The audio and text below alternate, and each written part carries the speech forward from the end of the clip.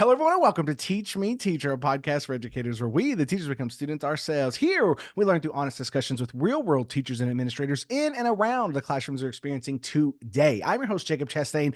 And today, ladies and gentlemen, I'm bringing back someone who I've talked to him for years at this point. He's been on the podcast before. He's making waves all over the internet. He's talked to some of the biggest minds in education. He's running his own podcast, and he has a fantastic new project that I want all of y'all to pay attention to, whether you join him, whether you just see it happening, or whether you're just here for an amazing conversation. We're going to unpack a heck of a lot of ideas today. Will Reusch is on the podcast, ladies and gentlemen. This guy has done so much literally in the world of education. He's talked a lot about some of the more controversial topics, and more importantly, in my opinion, he's modeling what it's like to learn in front of people, right? We all like to go hide and think about things in our own little corners. He turns on a camera and does it for all of us to see, and walks us through that process in an unabashed form, which I find very endearing. So we're going to do and talk all about that and his projects and the future of education as he sees it on this episode, ladies and gentlemen. Alrighty, Will, how are we doing today? I'm great, man. It's great to see you. Great to connect. We kind of just like text back and forth here and there, but to actually sit down and see you and talk to you, I'm stoked. I'm stoked to do it. Yeah, man. It's been a while since you've been on the show. A lot has changed in both of our worlds. You know, your platform continues to grow, and your willingness to have conversations with people is always something that I've just watched from a distance and love to take part in. But for people who may not be familiar with you, may not have paid attention to the last episode, or maybe they weren't even around, tell us a little bit about yourself and what you're focusing on today, my friend. Yeah. So I'm Will Reusch. I've been teaching in the classroom for 17 years, different schools in Los Angeles. Social studies teacher. So I'm a high school social studies teacher. Primarily, my focus is U.S. history and civics, government economics, and civics. But I've taught all areas of social science throughout my career, and over that time, I've kind of done a lot of it. Maybe not all of it, but kind of like done it. I've gotten a lot of teacher experiences and stuff like that. And I was like, well, where does this go? Where does this go? Where does this go? And that's why I building my own education platform and made the decision, very tough decision that I wrestled with for literally years, to walk away from the classroom, at least for now, to build something else and to throw my hat into the ring to try and essentially scale good education. That's what I'd be interested in getting your thoughts on and stuff like that. But that's what I'm up to. Yeah, it's not a small task that you're setting out to Well, do you do. know what Elon Musk said, Jacob? He said it's easier to put a man on Mars than to fix the education system. That's Yeah. Well, great. and so that's the thing. So in my own kind of reading and, moving into administration, it's been an interesting task of seeing just a lot of the things that people talk about, a lot of the struggles of a system that is bloated. There's some, outdated policies and outdated ways that we just do things in education. But for some reason, none of the conversations seem to really be around the system itself. It seems like a lot of the more contentious issues and the conversations are happening around pedagogy and what's in the classroom and what's not. And interestingly enough, I see that you can correct me if I'm wrong, your newest project, Patterdox and what you're doing with the webinars that you have coming up, which I want you to talk about in a second. Yeah. It seems like a lot of what you're talking about is really the how we educate and less about the system itself. And I wanted maybe like a good starting place there is, was that a conscious decision, or do you feel like you just lean that way? Why is it that that's kind of been your focus is on that piece rather than talking about the greater system as a whole? Um, so someone who got in the podcast, Eric Weinstein, super genius. I was talking to him one time and he said, Will, I think you're a first principles thinker. And I literally had to Google what first principles thinker was. And I was like, yeah, I guess I am. Essentially breaking things down to their most basic parts and then kind of rebuilding it from there. Not thinking like, well, the school system is what it is. It's like you take a car and it's like, well, I'm going to change the spoiler here or change the wheels. It's like, no. You take it down to like the plastic panels and the rubber, and then you build a car from the ground up, that kind of thing. So I started dissecting how we do education, the history of the education system and everything like that. But then just being like really out there. And I'm out there with some things and I'm just like, what would the education system look like if we didn't know that there was such things as an education system? Or what would school look like, or education in general look like if we didn't have these preconceived ideas that we all were kind of born around, came up in, and everything like that. And that's what I attempted to kind of go through, and now that's what I have. You kind of live in this marketplace of ideas where um it's a lot of, you know, your audience and the people that I think connect to your content a lot, specifically on Instagram, Yeah. is people that are rightfully concerned with education, concerned with the issues that are going on, but genuinely feel as if public education is almost like this cabal of conspiracies that are working towards um making a society fit a certain mold. And you know, you kind of toyed with some of these ideas too, and talking about how school is kind of made to indoctrinate and to put kids into certain categories, and, you know, get a job, pay your mortgage and die or whatever, right? Yeah. And my question to you is, what is it that where do you believe that that is coming from? Like, I want you to unpack that for me a little bit in Yeah. terms of the education system as itself. Is it the case of it's just the system working because of how it was designed and when it was designed, and it really just hasn't changed in, you know, 100 years? Or is it really an intentional act happening with educators, legislators, et cetera, the people that are making these decisions? I think it's a couple of things. I think that part of it is like you can't ignore the history of how it was built. I think you just I think that it's foolish to say like like the Prussian model and the Rockefellers and to build like compliant workers and stuff like that. You can't ignore that, but I also don't buy into even people that follow my account and stuff like that who are just like they wanted compliant workers and that's what they got and we're all just automatons and stuff like that. Like no, it's more complex. So, I think what it is, and I think I know there's great teachers, I know there's great administrators. I think people really, get into education for the reasons that you would think, which is like to connect with kids and to, bring people into the future, to build meaningful lives and all of that kind of stuff. So there's a lot of complexity there. But what I've found throughout my career is we are leaving a lot of things on the table. Things are not being covered. And the reason is because it's a giant system with a lot of people. I mean, the NEA, I believe, is the biggest public sector union in the country. I mean, it's massive. I mean, the schools, you have so many kids in a city or in a town, so many. How are you going to not have them just running wild, which I'm in high school. So like, teenagers are going to run wild. So you have to have a system. You have to have bells and you have to have rows and you have to have this if we're going to throw all of these people into this one big building in this one area together. I think that, when the standard schools American school system was up, there were a lot of like small schoolhouses and community schools. It wasn't like just that. It wasn't just the way the Rockefellers were doing it. There were a lot of it was kind of decentralized in a lot of parts of the country.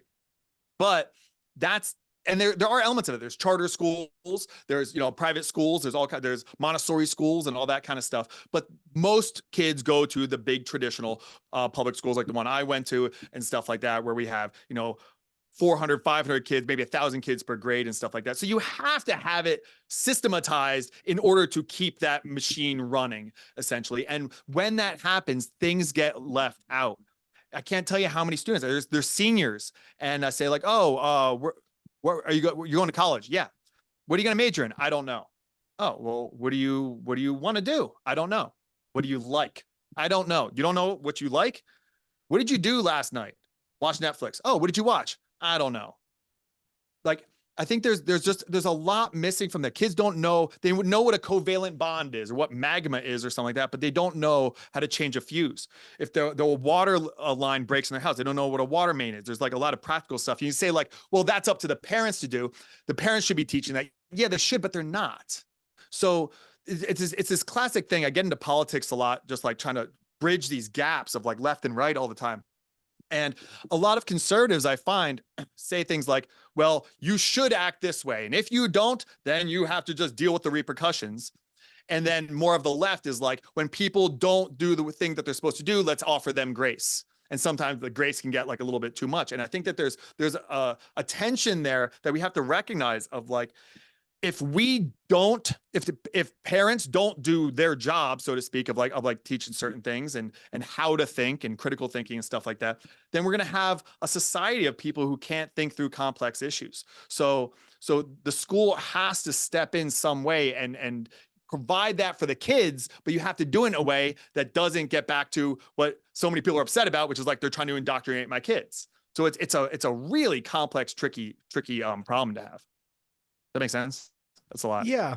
No, it does. It's something that I'm deeply interested in because I love education, and it's something that I genuinely feel is a public good, but at the same time, I recognize why certain groups have the issues they have with it. And so I guess to unpack that is, my whole thing is when I've talked to so when I became an administrator, I changed districts and I changed clientele essentially, and I entered into a very conservative area, which was the opposite of where I came from. And so, the parents just had different issues, and I kind of dealt with parents who, that they were genuinely concerned about, the curriculum or the like what's being read in classrooms or what types of books are in the classroom, the concern with how much we're focusing on in certain areas, et cetera, et cetera, et cetera. And I have noticed that just by kind of being in it and just listening to people, we've kind of reached this weird non-starter point where there's a lot of well-meaning parents that just want the best for their kids. They're frustrated because of what they believe is happening in schools, or what they think is they're seeing in schools, or in some cases what they're actually seeing in schools. And they're frustrated because they're like, I don't send my kid to this building in order to get these very ideologically charged topics pushed on my child. But then you have teachers that are like, I'm not pushing anything. We're addressing these conversations, Yeah. and we're trying to have these conversations in a way. But what's happened is there's almost been this chilling effect to where teachers in some instances are afraid to have the hard-hitting conversations that could have these politically charged kind of ramifications, because they're afraid that, districts have clamped down on what they can and can't talk about. They're walking around saying, we can't support you if you bring up these topics. Parents are, just kind of gunning for whatever teacher's saying these things. And a lot of it comes from the worst actors on both sides, right? You have these teachers that have definitely, like for instance, like the libs of TikTok, like that whole thing, like as Yeah. much contentiousness as that whole scene has caused, they do show a problem with people that go into very influential roles and try to influence young people in the wrong ways. And that I think is a very real conversation, but I haven't seen enough evidence to suggest that that's happening across the board. In fact, in my personal experience, now I am in Texas, but my personal experience is that most people and most teachers and most parents are really just trying to do what's best for their kids, but we have almost this ideological push where we're afraid to do anything now. The education is almost like clamping down, which seems to be the opposite of what you're advocating for. You want these discussions to happen. You want the echo chambers to be broken. You want us to dive into the messiness of what truth actually is and kind of move forward. But the current landscape of education seems to be creating a chilling effect for educators. And I wanted to know if you've seen that at all, if you think that's a correct perception, or what's your take on that? Yeah. So sorry, I have something to throw. It's definitely geographic because you're in Texas. I'm in Los Angeles. So the stories that I have at Los Angeles are very wildly different. I don't think that libs of TikTok stuff is the norm. I don't think it's the norm. I think it's a norm in certain places. Los Angeles, it is more of the norm. I think it's a lot more than people would actually think. I think it is more commonplace than the average, like more reasonable person would be okay with. But don't get it twisted. Like grooming, if you want to call it that, is happening from the left and the right. I was in a fellowship with the University of Austin with teachers who were in Florida. Maybe it's similar to where you're at. And there was like a whole thing where every book that they want to present in their ELA class is you have to put the list on the internet, like the library, everything you go over. And if one parent has an issue with that, then they flag it and has to go for a review in front of the board. So there's these advocacy groups. I don't know if it's like or what is it? Moms for Liberty. I don't know if it's like Mhm. them specifically, but like ones like that go on to these and they just hit everything. So I was talking to a teacher who was in one of my groups, and she had like Romeo and Juliet and Hamlet like kind of flagged, and she had to like change her lessons and stuff like that. So it's happening on both sides. But the critical thinking is what's missing. And I think that like you've done 300 some podcasts, right? How many teachers that you've had on here, or how many teachers that you talk to and stuff, like what do you think is the norm about talking about third rail issues? Because the culture wars are real. If you're on the internet, you're watching stuff like issues about race and trans and all this kind of stuff. It's what's being talked about. It's on Bill Maher or wherever it is. It's all over the place.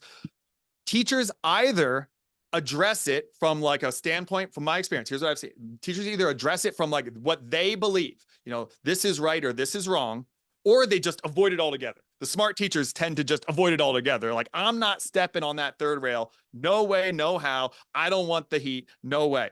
But then what happens is if you avoid something voluntary, I just had a conversation with my sons.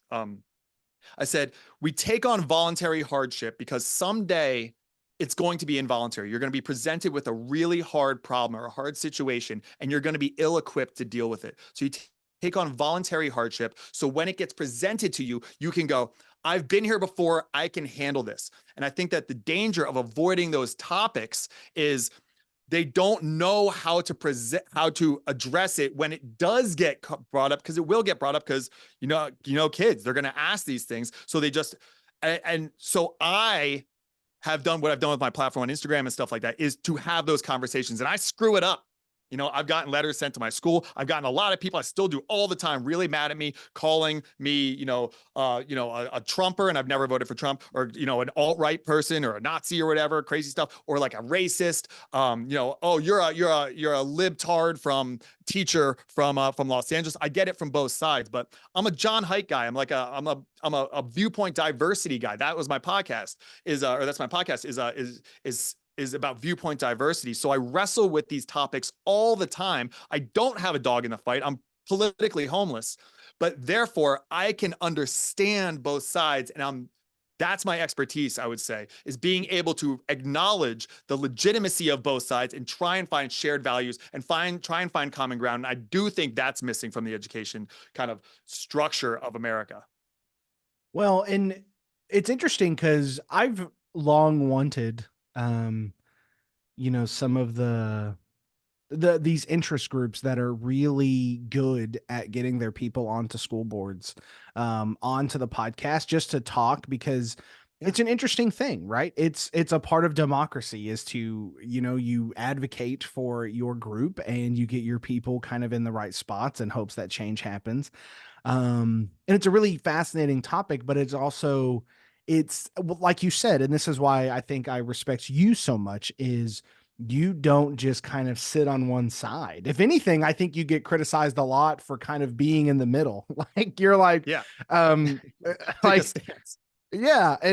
But the issue is that there's a lot of correct on kind of both sides of a lot of these arguments. Like for instance, I'll give you one that I think is really interesting, and it's coming from an English teacher who, I never really had to restrict any of my books. There's books banned at the high school I work at now that were freely read at my middle school where I worked at, right? And so, but at the same time, I do acknowledge that there are pieces of literature that probably shouldn't exist within certain age groups, right? That Right. there are Right. things that, as a rational person, it's like movies. It's like, we put ratings on things for a reason. It's not to say you can't ever access this. It's saying within certain constraints, as much as we can for the public, we Yeah. view as a collective that this shouldn't be seen by this group of people. I think that argument exists really well in certain contexts. And Tony Kennett, I had on the podcast a while ago. He's a good friend. He's definitely kind of in the conservative camp, but he does a lot of really great conversations over there on Twitter for people. And he has What was his a name? really Tony Kennett. Okay. He's really good. He's got a Yeah. good podcast. He's a good guy. He's a highly critical thinker. He brings up some really good. He's someone that I like to test my own arguments to because of just kind of his Best. conservative stance on a lot. Yeah. But very respectful guy. I think he's awesome. I can't speak highly enough about him. But he brought up that argument when I had him on the podcast. Was talking about a lot of people see public school as like a public library. It's just not. It's not the same thing. It's a different demographic. However, with that said, there are like you said, there are uh these policies that have kind of been put in place. And it's like, oh, this one person challenges this book, therefore it's going to go into rotation. You have to review it, you have to do all of this stuff. And it's kind of gotten to the point to where teachers, rather than creating critical thought and critical thinking, they're just going, well, I'm not going to touch that. I'm not going to touch this idea. I'm not going to do that. Like you said, it's the smart ones because they're like, look, my salary, my career is not worth dying on the hill of this book or dying on the hill of this discussion. And I think we're making things worse by making everything so politically charged. But I feel like that's in some way, this is my push to you is Yeah. I feel like that's almost the audience that you're talking to, or the people that are wanting to challenge. But I don't know if everyone in that audience fully understands the chilling effect that they're having on what education is. It's like they want education to be good and teach critical thinking, but they're doing so much to make teachers afraid to teach critical thinking. Yeah. No, I'm with you. I think that's why it's avoided so much. But I don't know. Like taking gender queer out of a middle school or something like that. Like it makes sense. I think I that don't there's think like a rational anyone argument for in their rational mind believes that that book should really be in any that. school. Like that's such a specific one, It's but it's that's a it's like rare the one, right? outlier. That's Yeah. the one that people like point to, but it does exist and stuff and in schools and but I think that people get so focused on that, or they get so focused on certain things. But yeah, I think that these advocacy groups and things, they just rail against you for getting something wrong, that they you don't have the space then to try, so we just don't avoid it. And I mean, I wouldn't call myself like courageous because I'm not, like soldiers are courageous, you know what I mean? But I've had to risk getting whatever canceled by having these conversations and risk screwing up. But I think my approach helps because I don't have a dog in the fight necessarily. I have my stances. I really do. Like I have my convictions, I have my beliefs and things like that. But I have strong beliefs loosely held. So what that leads me to be is just really curious. And I am very curious. I love the Socratic method and things like that. And I apply that kind of stuff. And I think that's how I've been able to stay out of trouble to the degree that I have been able to, is because people go like, they can call me an idiot, they can call me ignorant. I'll be the first to admit I'm ignorant. Okay. But I think that a lot of teachers have good questions. Not teachers, like I don't have the answers, but I do have good questions.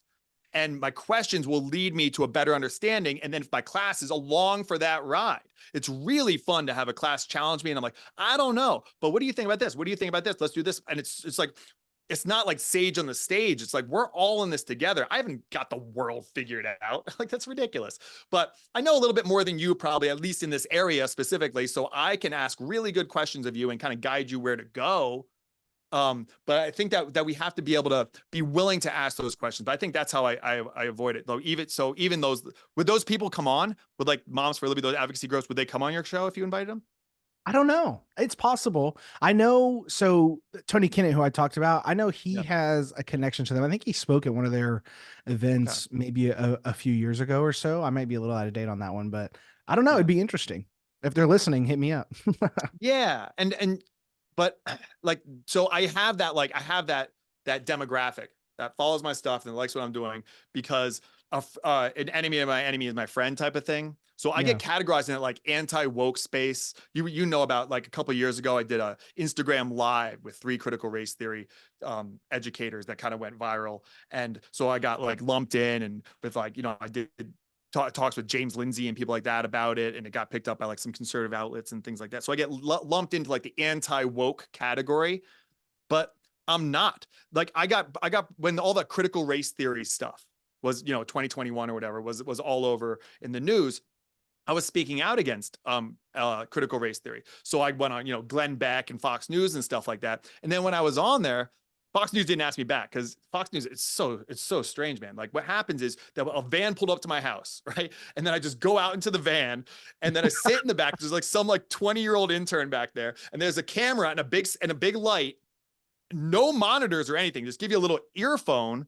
I don't know who's on the panel with me. I don't watch Fox News, so it was like Shannon Bream. I don't know who that is. And I just hear stuff and then I have to talk.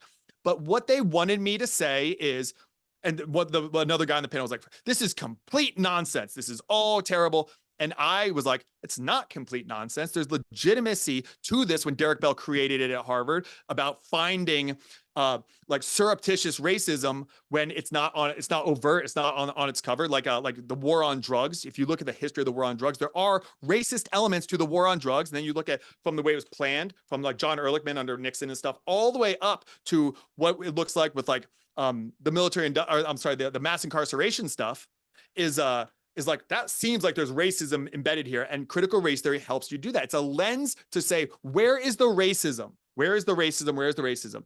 Oh, it might be there. Then you take that lens off and then you start to look at the information, but you wouldn't have been looking for it. If you weren't looking for it, you're not going to find it. And so critical race theory is not nonsense. And they didn't like that.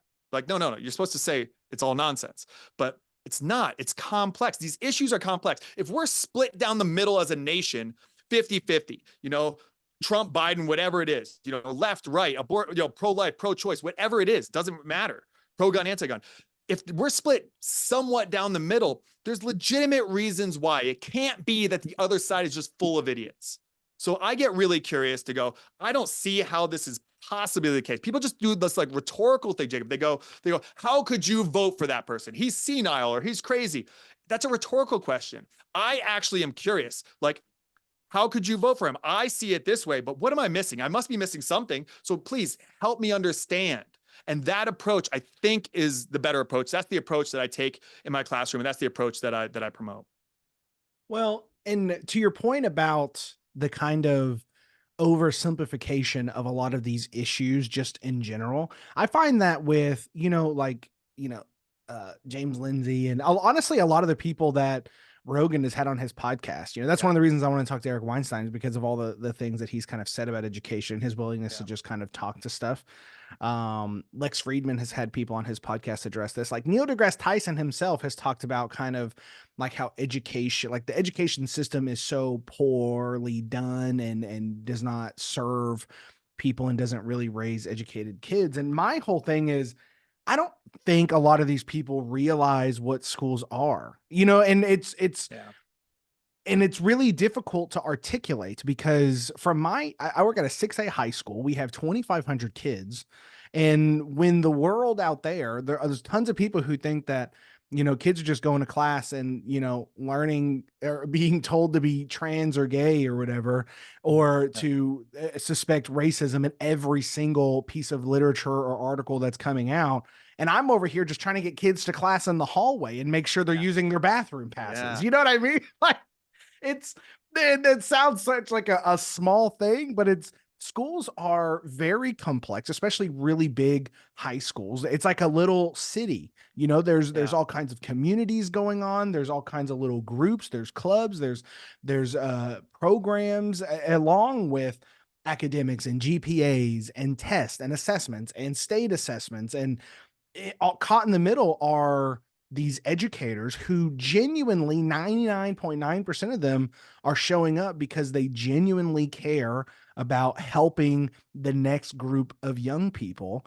And they get kind of pushed off to the side while everyone else says, well, education is just failing. Education is doing this. Education is just indoctrinating kids. To me, what's indoctrinating young people far more than teachers ever could, I wouldn't say teachers, I'll say schools, is the devices in their hands, is social media, is the addictive quality of just what the algorithm is doing to young people, and that's what teachers are fighting too. They're Yes. fighting the tech addiction that really is affecting a lot of these young people. And so I find that those conversations frustrate me because a lot of these conservatives have a lot of really great points. A lot of like the anti woke group have a lot of good points about where the left has really overstepped their bounds. But where I find the conversation difficult is it's like you just kind of, it feels like a lot of them just want to burn the whole thing down without any kind of course correction, which is why I liked your conversation with Corey DeAngelis, right? Is because I don't get that from him. I genuinely feel like he's got a pulse on something very specific Yeah. and he's trying to bridge that, but I don't get that feeling from a whole lot of people. I feel like they just like the whole system needs to go down and we got to start over. And it's kind of a frustrating non-starter for someone who thinks that there's good to be salvaged. Yes. And you're a great advocate for that because you see like the best in educators and stuff like that. But I agree with you. I agree with everything you said. John Haidt has his new book, The Anxious Generation, and I've been it's meaning to all read about it. it's great. And one of the things that he says in there is like schools should absolutely be phone free. Like it's and it shouldn't be just like in the classroom. It's like when you get there in the beginning of the day, like because they're in the hall, it's just a distraction. Like and the data is really clear on that. But yeah, when as far as like big podcasts, yeah, like Rogan's talked about the education system and maybe Sam Harris has here and there or whatever. But like they've never had a teacher on. They've never had a teacher. Like it's kind of interesting of all the professions. You know, I don't know if you're familiar with who Chris Williamson is. He has a big podcast called Modern Wisdom and stuff like that. It's really blown up in the past couple of years, but someone I had on my podcast a while ago, and I was out to dinner with him maybe a year or so ago.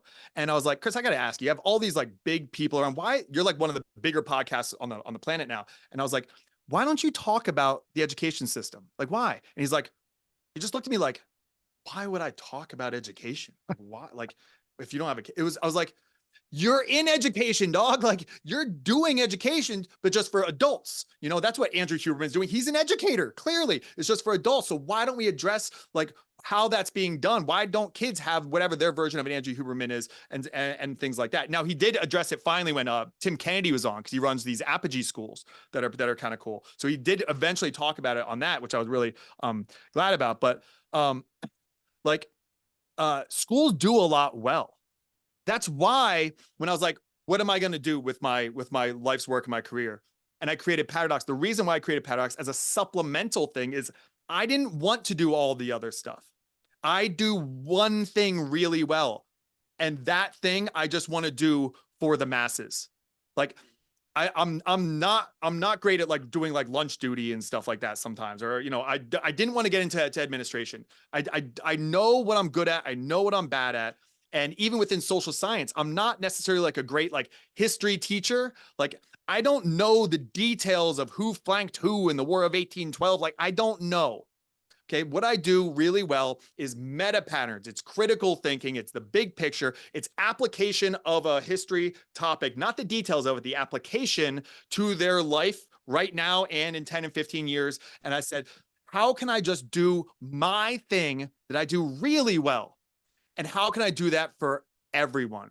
I don't know if you're familiar with who Naval Ravikant is. He's a kind of a cool, like modern day philosopher guy who's like really has cool wisdom. His podcast, Naval, is like it's short and it's just like really good wisdom. It's like an angel investor guy. But he had this, he says, you know, the way things should be in the future, and like the tech connected future, like it or not, that's where it's going, is the best at every profession should do it for the most people. Essentially. So the best plumber should be cleaning the pipes of the most pipes, and the worst plumber should not have many clients, you know?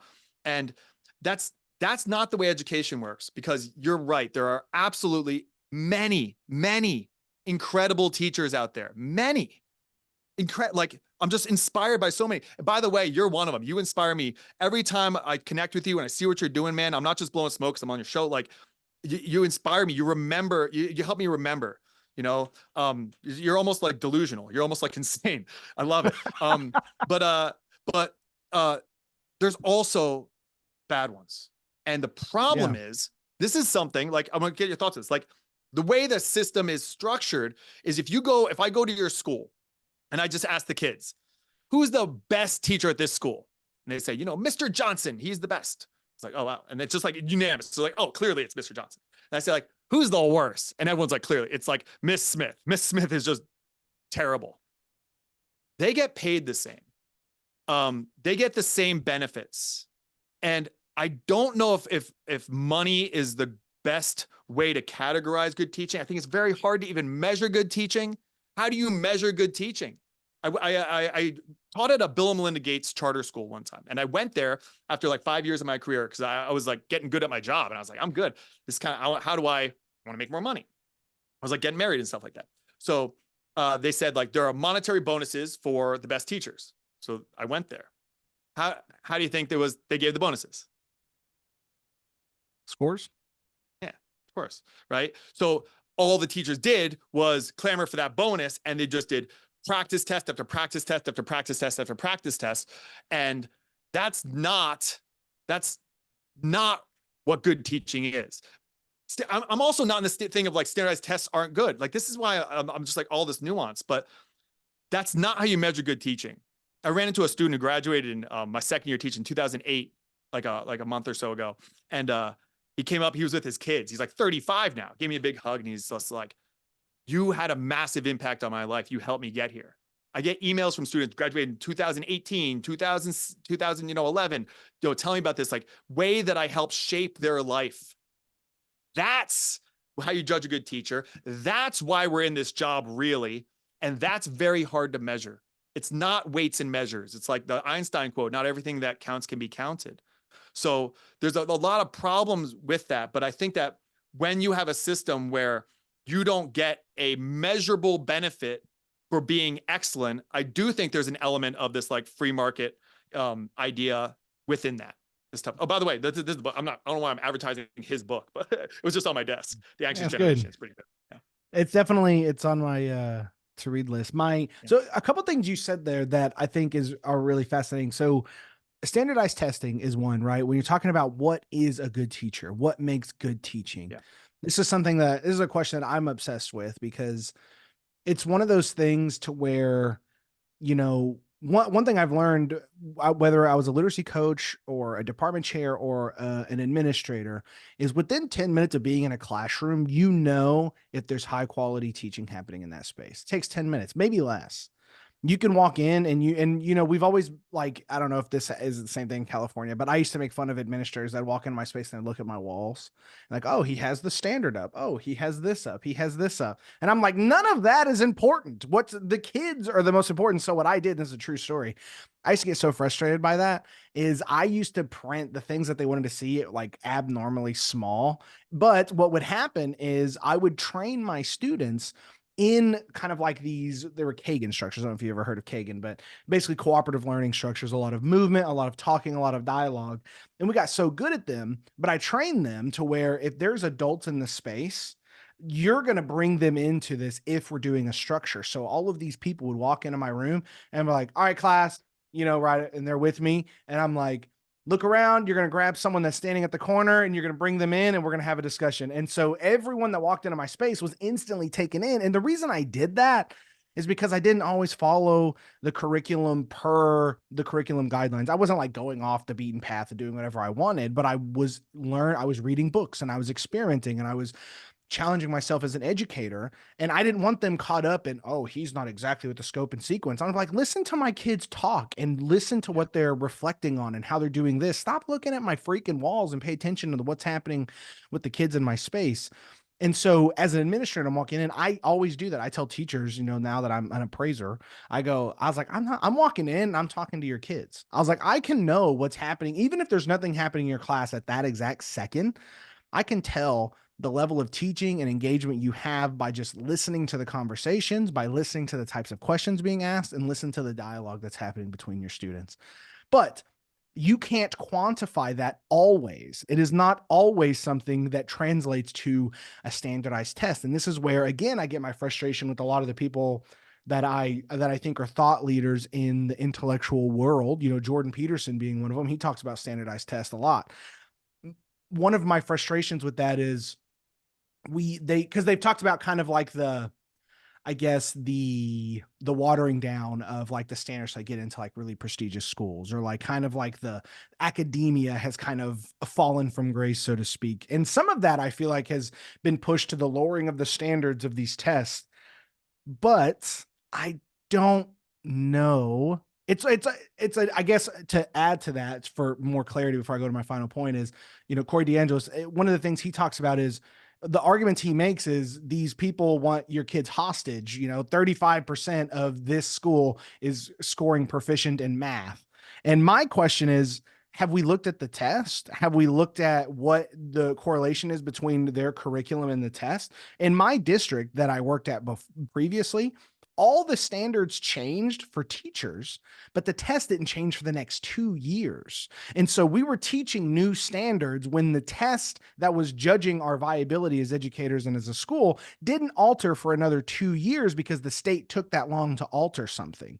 So is that a case of the test being bad? Is it a case of me being bad? Now, I'm a nerd, so I was into it and I was like, I can fix this. And I treated it like a game, but not everyone's wired like that. Teachers aren't going to sit there and unpack all of this and the nuances of legislatures and where their tests are at in order to try to figure these things out. And they shouldn't have to. But you have these political pundits and these people who have books to sell and ideas to sell, but I feel like they overlook a lot of these really important points. I think standardized testing is one of those, to where I don't know if we've really unpacked the viability of what these state tests are. They're not like the STAR test for Texas is not the SAT. It's fallible, and the pass rate for English, in order to pass the test, you have to make, I think it was like a 75. And for US history, it's like a 55 or a 60 or something like that. And how is your standardized test great if passing means you make a 50? Yeah. You know what I Yeah. mean? Yeah. Yeah, but you need to, people who are totally against standardized testing, like you need to be able to measure how kids are learning.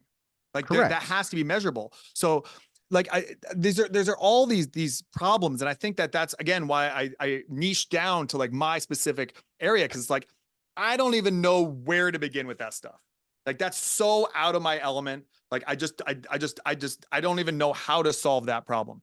But I've been able to get good test scores without addressing the tests at all. Like without really, like I focus on the standards and stuff like that, but it's not about like memorization at all. If you teach people how to think, excuse me, it's like if you teach people how to be athletic, they can pick up sports. You don't have to teach them every specific sport. You teach them how to be athletic. And then if you can make them mentally athletic, then they can figure things out on their own. And that's what we're supposed to be doing. That's what you do. So I might not have even covered this topic in history, like for like US history, like standardized tests. I might not have even covered it, but they understand patterns of history, and hence the name. Okay. They understand the patterns of history, so they can go, I don't know, but I do know around this time, okay, this was this year, so it's probably like this. And they can make an educated guess. And going in with an educated guess is way better than not remembering what the right answer is. Well, and that's a good segue into this new project and what you're hoping to gain from it, because I agree. My at the top of my literacy teaching, I really stopped teaching to the test. I never told my kids when we were having a test. We read a lot and we wrote a lot, and I taught them to hone their ideas, and I taught them to read with a critical eye and understand why the author might say something a certain way. And we unpacked sentences and passages and we broke everything down. And then we did it in our writing. And we said, you're not just writing to perform anymore. What do you want to say? Why do you want to say it? And what's the best way to say it? And we did it over and over and over again. And the kids dominated and our test scores went up, and they became extremely successful. So I fully believe in that. And so and that's kind of the defense of the standardized testing is, if you're teaching kids how to think, read and write critically, and if you're giving them enough information to really kind of operate, like you said, within kind of the patterns of history, you're giving them a lot of tools. But for your project that you have going on, and kind of, I Yeah. guess, the new focus that you've kind of saddled yourself up for better or for All up. worse, for I'm your all in. your anxiety levels. I'm curious as to the idea, the fundamental idea, you can correct me if I'm wrong, is essentially teaching kids or teaching people how to teach kids essentially how to break through echo chambers and how to think critically and how to kind of move the ball forward. Is that the core of what Patterdox is? Um, no, it's actually not the core of it. I mean, I think that's just naturally the way that I am. Um, but it's not about like viewpoint diversity as much as it's about it's about recognizing patterns. That's the hence the name. So docs being belief, patterns. That if you understand, okay, so I said the War of 1812, right? No one cares about the War of 1812. No one knows, no one really cares. Okay. But so when you're trying to teach it, you talk about the White House being burned down, or Jackson, being a great war hero or whatever it is. Kids don't care about that. So what I teach is like the basics of what happened, and then I talk about here's what it is. Imagine it's the second week of school, and you get into a fist fight with another kid, and you're way bigger and tougher than him, but he somehow beats you. And you're just like, this is ridiculous, before it gets broken up. And then you go to class and you have to sit next to that kid for the rest of the year. Like, it's going to get down again. Like, there's no way you're going to let that stand. So there's like a tension there. And then before you know it, he takes something of yours, you take, and then before you know it, you're fighting again. It's like round two. Let's settle this thing and let's actually get it settled. And that's the War of 1812. It's like the Revolutionary War Part Two. So kids don't care about the War of 1812, but what they do care is how to resolve conflict. Like after the Civil War, it's, do we punish or pardon the South? That's a tough thing. They were treasonous. They, killed all these, hundreds of thousands of people and all this stuff. But it's not so simple as let's just punish them for what they did. And it's not as simple as just come back into the fold. I mean, that's why Johnson was impeached. So I use an example of like if someone cheats on you, Beyonce Lemonade or something like that. Like Jay-Z cheats on you. What do you do? It's not so simple as I'm going to leave you. Like, no, you're married, you have a child, but it's not so simple as just come on back in and cheat on me next time. There's a tension when you have a betrayal, and you have to work through that. And if you understand that in the Civil War or War of 1812 or literally any historical event, then you can go out and make sense of the world. And the idea, like the logo includes like the Fibonacci sequence and stuff like that. Like there's just patterns everywhere. That's why old people are so wise. You go to them to ask for advice because they don't know your specific situation, but they do know that kind of situation. And I think that's how we help young people to make sense of the world. You can't tell them everything, but you can tell them these patterns. So more of what the program is about understanding and recognizing patterns within social science, and then it helps you to make sense of the world. So I say, like, I help young people make sense of the world using social science, and that's more of what it is than my kind of cylinder radio, Instagram stuff of like, breaking echo chambers. I think that naturally comes up because people have perspectives, and any kind of tension throughout history and stuff like that comes up. And I am very careful about not pushing one belief or the other, because that's another thing that obviously is like kind of within my brand. That's like, not pushing one ideology over the other. So that stuff naturally comes up, but it's way more about the patterns. You know, speaking of the overlap between these two things, Mhm. because I think you're right. I think there is a natural overlap at times.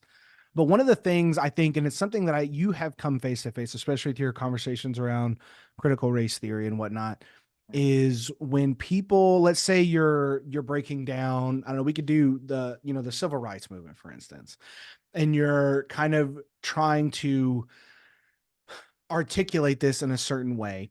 But there are, to me, I feel like increasing amounts of groups that they have interpreted their opinion as becoming fact, right? Like Ibram Kendi is kind of like a good example of that, to where he's got a lot of good things to say. Me and you have talked off air about him a lot of just, Yeah. there's tons of good ideas that he does put out there. There's tons of like good, he's done some good research in some areas, but he also, you can kind of tell there's like a little switch at times where his opinion then becomes almost articulated as fact. And that's where a lot of, I think, the contentiousness comes from, is people, I think a lot of people genuinely, maybe this is just me believing too much in people, is I think a lot of people, and especially like teachers that may do this, they speak and they believe so wholeheartedly what they're talking about that they don't see it as opinion, even though Yeah. it's kind of trailed into that. And I feel like that's something that you kind of have to address within the concept that you're talking about in general. Yeah. So that's where it comes out. I mean, look, like why are even probably in your district, like within teachers, teachers tend to be more left leaning and they tend to get passionate about things about marginalized groups. Of course. I mean, that's like, it's like today is like, Pride Month. And like part of that is like a lot of teachers are going to like support that stuff. Who gets into teaching? Different people than get into engineering. We're like a soft-hearted lot. Like we just are. My wife's a businesswoman. I am like a teacher, so I'm like a sensitive guy. So if someone's like a from a marginalized group or something like that, you like, oh, you poor thing. And there is an element of that that's going to. It's like the flip side of empathy. Empathy is a beautiful thing. You feel the feelings of designed like evolutionary biology wise, like for like a baby. So the baby's crying, you feel its pain, so you tend to the baby.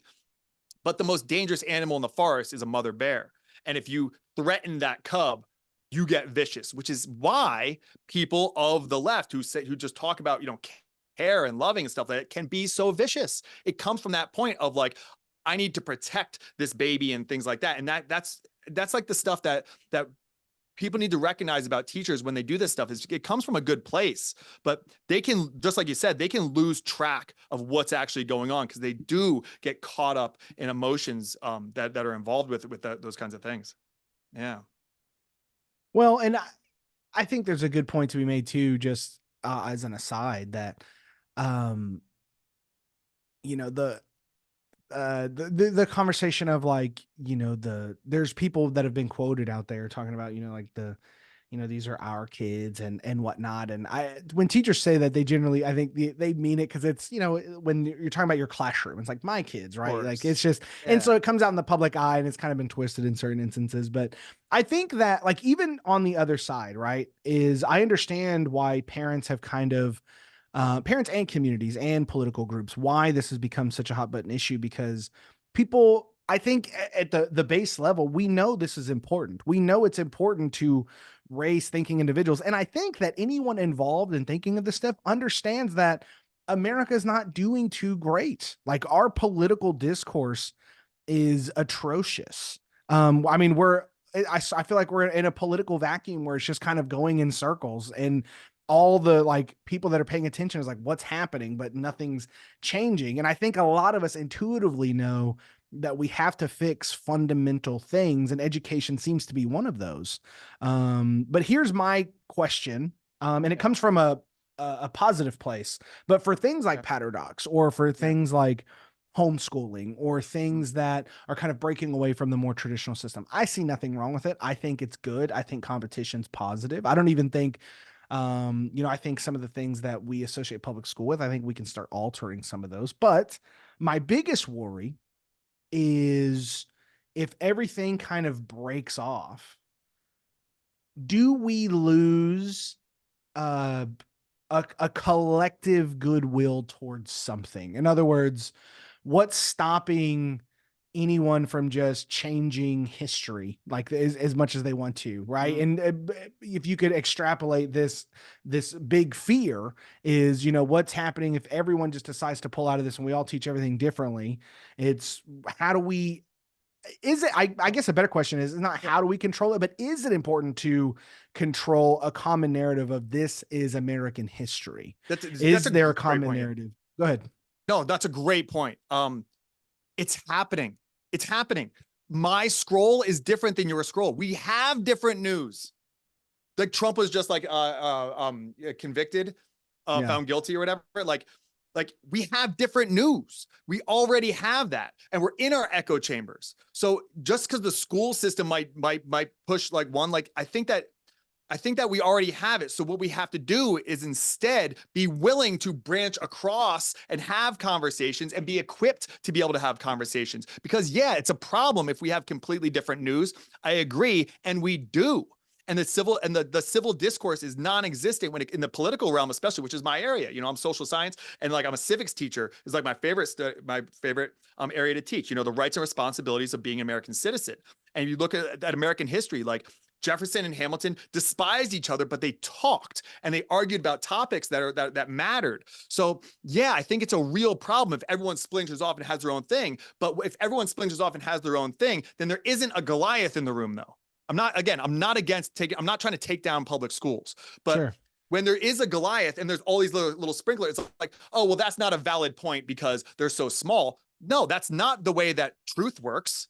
Clearly, it's not like whoever has the loudest voice is the most truthful. And that's the danger of keeping the standardized school and not having alternatives, which I know that's why you understand that alternatives are good.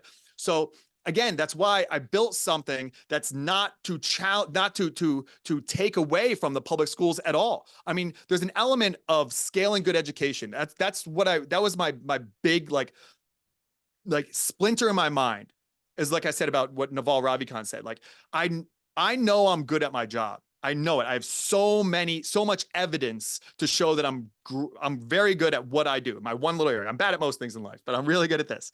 And so how do I do this for the most people? How do I scale it? Okay. So I thought I'm going to scale it by putting me in front of like as far as scale goes, Jacob, like if my kids were in middle school, I would want them to have you as a teacher. I would want them to have you as a teacher. But what if they don't have access to you?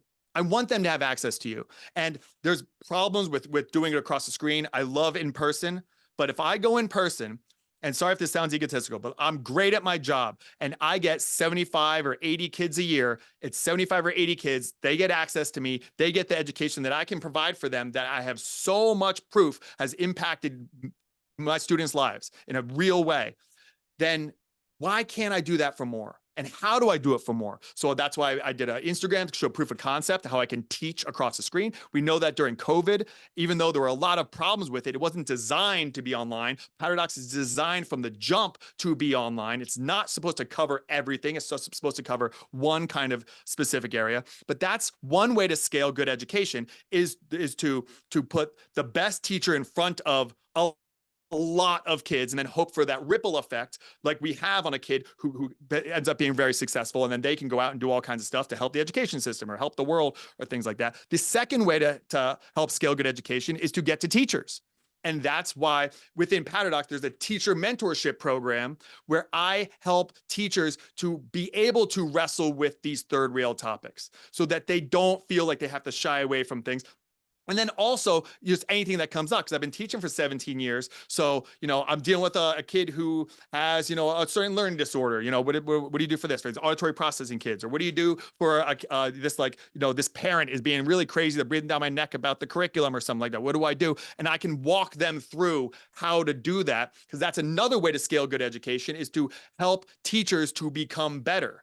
And I know there's mentorship programs for teachers all over the place. And there's always like within the school, even there might be like a younger teacher with an older teacher and stuff, but not everyone has access to that. Just like not everyone has access to great teachers. So I'm not trying to eat everyone's lunch. I'm trying to offer another dish for lunch. And if it fits with what works with them, then I think that I should do it. And that's why I'm doing it. If that makes sense.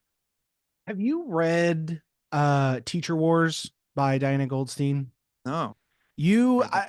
I would add it to your list at some Okay. point. It's super good, but it talks about kind of the history of teaching, right? Of just public schooling. Yeah. And it walks you through kind of the, like even like the communist roots of a lot of what education was, which is a really fascinating topic in and of itself. But Yeah. one of the pieces that I found the most enlightening was kind of how she broke down charter schools and the origin of kind of like the original idea, the proof of concept, which essentially, if I'm remembering correctly, the way she describes it in the book is it was kind of designed as you have like a big school. So you have 2,000 kids in a school and there's like 5 teachers, right? There's Will and there's Jacob and then there's 3 other people. And they say, you know what? We have this idea to really hone in on just higher level thinking in these core areas. And then they form a charter within that school. That was like the original kind of idea, kind of like almost like not a silo, but like a little Like more segment. concentrated. Yeah. Yeah. And it eventually evolved into what it was. And then charters kind of went away and now they've come back and there's good charters and bad charters and there's charters for all kinds of things, especially here in Texas where I'm surrounded by them. I think a lot of them are good. I've talked to charter school teachers and principals on the podcast.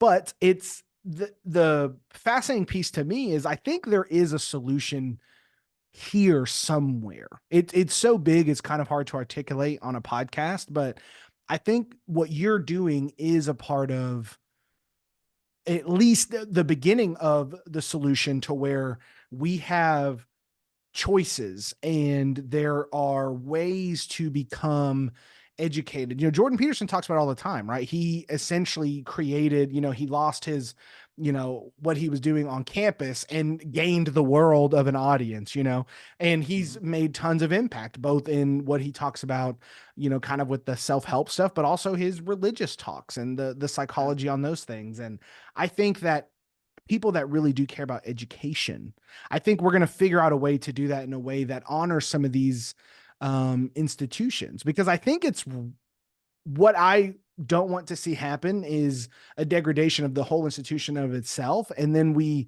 really do have a degradation of academia. I think there's a place in society for the intellectual path.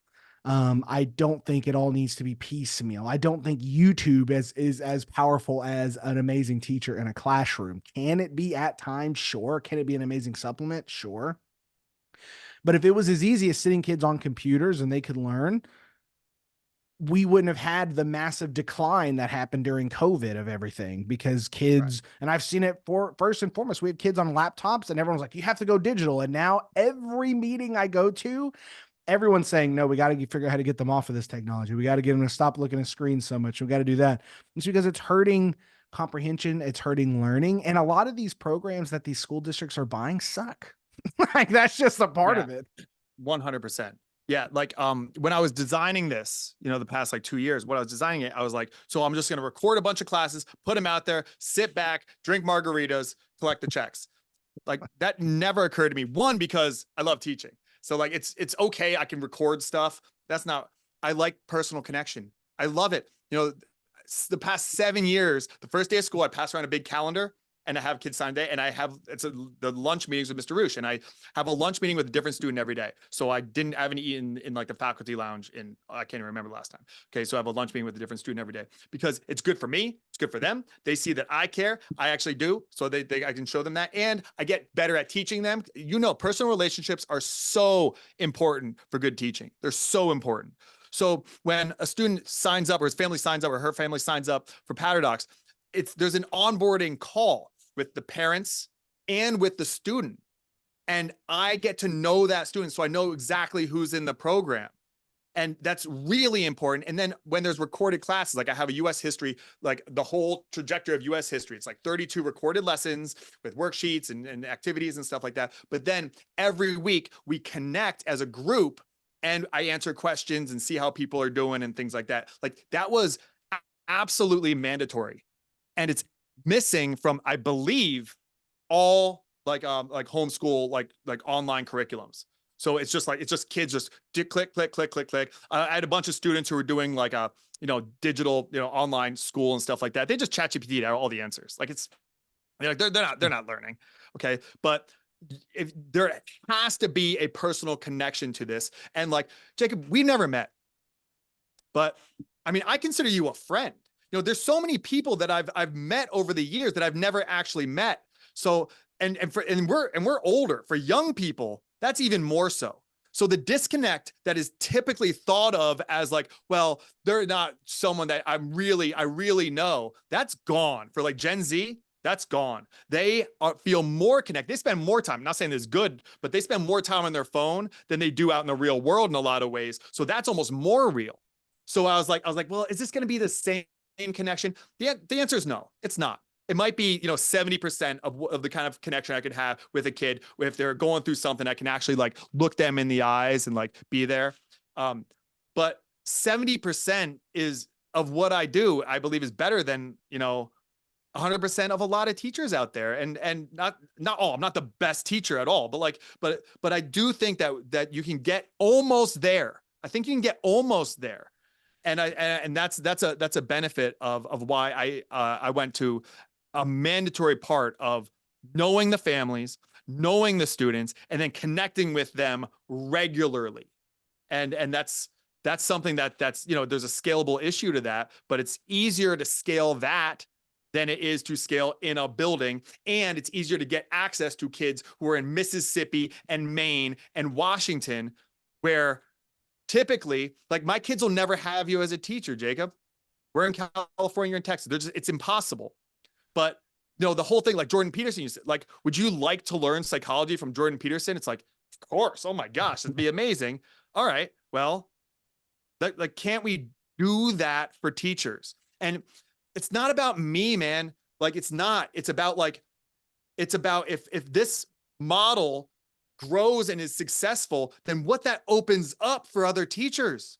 Like, why do we have a Peter Attia, you know, Dr. Peter Attia? He's like, well, great doctor. Aren't you glad that he left his operating room or his doctor's office? Aren't you glad that Huberman left his lab in Stanford? Aren't you glad that Jordan Peterson, maybe not everyone is, but a lot of people are glad that Jordan Peterson isn't just a psychology professor at University of Toronto? Like, he's great at what he does, and now he can do it for all. Is he as good as he would be in the classroom? Maybe not, but it's close. And if I can do this for the education system and for teachers out there and model that, so other teachers go, huh, I can do that kind of too. I can kind of build like a personal brand, as corny as that kind of sounds, and then get out there. So people can be like, I want my kid to learn from him. I want my kid to learn from her. She's really brilliant. She's great in this area. And I can kind of a la carte my kids' education throughout their life and get them there. I think it's the best idea I could come up with for how to advance the education system. Yeah, I think there's a lot there, man. One, kudos on I didn't know about the little onboarding calls. I think that's a great choice. I think that shows your credibility and character with the whole thing too, because as much as there's people like you doing things for the right reasons, you know, there's always, you know, the people that are just out there to make a quick buck and whatnot. And I hear from them all the time. I get emails every week from people trying to either get on the podcast or advertise. And it's just scams and people that want to take advantage of a system. But that's why it costs money, though. I mean, that's the flip side of it, is I could just record classes and hammer that and reach, you know, whatever, 10,000 kids, you know, and charge $5, $10. Okay. But I have to charge more, but not make it prohibitively expensive. And then it's like this wrestling thing that I'm in, but you have to charge in order to do that, because I got 3 kids, you know what I mean? Like, so, and it's valuable. And when you invest in something, you tend to do it more. If I gifted you, you know, personal training lessons or something like that, personal training classes, you'd be like, but if you invest, then you have an investment, you have like kind of skin in the game. But that's the flip side of it, is like, oh, you're just trying to make money now.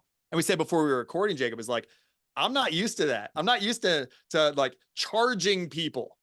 I've taught at a private school, so I actually do, you know, okay, or I have, but like, it wasn't me doing it. I just walk in and the kids are there and it's all good. So it's very like out of my comfort zone in a lot of ways to like charge for people, even though I know how much I'm pouring of myself into this, and I know how good it is. I know how much it will impact these kids' lives, and it's like the furthest thing from a scam you could possibly get. It's like I'm like screwing myself over so hard on this, and I still have trouble being like, well, here's what the cost is. You know what I mean? Mm-hmm. It's like the teacher thing in us. I know it's very hard, man. But here's the thing. You got a couple things coming up. I want you to, if hopefully people listen all the way to this point. I want them to know, what do you got going on? I know you've got some things brewing up, and I want our audience to join you if they can. So tell us what's happening here in the next week or so. Yeah, thanks, man. So, on, I don't know when it's going to be. It's going to be released soon, on Saturday, June 8th at 9 a.m. Pacific, noon Eastern. I'm going to be doing a masterclass, and it's called Brainwash Proof Your Kids, which is interesting because indoctrination can happen from both sides. You know, like, I mean, you know, like, it can come from like Christian indoctrination and brainwashing. It can come from, you know, woke stuff. It can come from a whole bunch of different areas. So I'm not pushing from one to the other. I'm pushing how to be able to resist people who are trying to control your brain, essentially. And it's for families who seem to be interested in this. And it's like, Yeah, it's left, it's right, it's libertarian, it's conservative, it's Democrat. It doesn't matter. But that's a masterclass that I'm doing. It's about 90 minutes long. You get a feel for my teaching style because I go on online like Instagram and I talk, make a 30-second video or a minute video or something like that. And I've done a podcast, but to actually teach, I did one. Like 75 people. I did it like a couple of days ago, 6 days ago or something like that. And I was like, oh, I'm teaching. Yes, let's go. I get to like teach because that's my thing I love to do most, I mean, you're probably the same way. So Mhm. I get to teach, you get to see like my style, and then I kind of walk you through a whole bunch of strategies for how to resist indoctrination, how like from like neuroscience, how the brain works to like actual things. You try this will help this way. If this person's doing this, I give it like very easy to follow. So families can kind of get what I'm about when it comes to building critical thinkers. So that's it. The platform is called Patterdox, Patterdox. So it's Patterdox. There's an Instagram. I mean, my Instagram is probably better, just like my personal Instagram, my name. But it's also patterdox.com. And what I want to do is I just want people, if people are just like, this is kind of interesting. I have a kid, it's designed for middle school and high school. So let's say like 13, 12, 13 up to 17. Okay. And there's different pockets and it's customizable at this point because the structure is all there. It was a lot of work. Okay. Build all the software structure. And then I have US history. I have sociology, which is dope. It's about, it's a sociology learning through Simpsons episodes. And that's all done and recorded. And then I have a civics class. But the cool thing about this is I have been teaching for, I don't know, 17 years. So I have so much stuff, world history and geography and all this kind of stuff. So if people are like, well, I'm interested in this, I can put it together so quick. I can teach it. And then I put it in the library, the digital archives, and that's now a class. And then eventually it'll be a whole course. So it'll grow exponentially as the whole thing grows. And then eventually it'll grow to the point where like, oh, we need an English teacher, a science, blah, blah, blah, blah. And then you can kind of just keep building it up. So I would just, if this is like, if you're a family that has a teenage kid and you're just like, this is interesting. All right, let's see what this is all about. Yeah, like reach out, go to the website patterdox.com and let's jump on a call. Because I'm onboarding students now, and I wanna pour into these students who are taking a flyer on this idea and share the vision. My goodness, sir, you're incredible. I know people. So we shouted out that close out, man. What are all your platforms? Tell everyone where they can go to find you, follow you, and stay in contact with you. Yeah, it'd probably be just Instagram. Other than Patterdox, it would be Instagram. It's just my name, WILLREUSCH. Yeah. Boom.